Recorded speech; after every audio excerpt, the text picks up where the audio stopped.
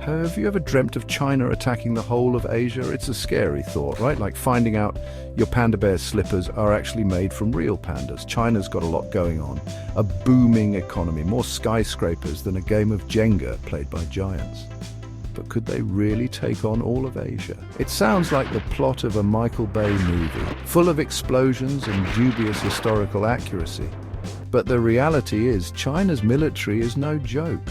They've been beefing up their forces, pouring money into new tech like it's going out of style, and they've got a lot of soldiers, more than any other country on Earth, in fact. So could China actually pull it off? Conquering Asia is one thing. Holding on to it, that's a whole different ball game. Played with a very angry, very large group of countries.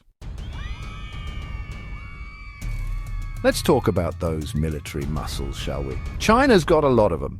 They've got tanks that could crush a smart car like a soda can. They've got missiles that could hit a target on the other side of the planet. And don't even get me started on their navy. They're building aircraft carriers like they're going out of fashion.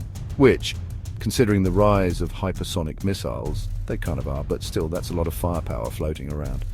But here's the thing about military might. It's not just about how many guns you've got. It's about how you use them.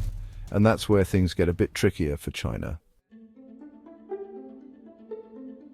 Let's say China does decide to go full Godzilla on their neighbors. Do you think the rest of Asia's just going to sit back and order takeout? Not likely. Countries like Japan, South Korea and India have their own militaries, and they're no slouches.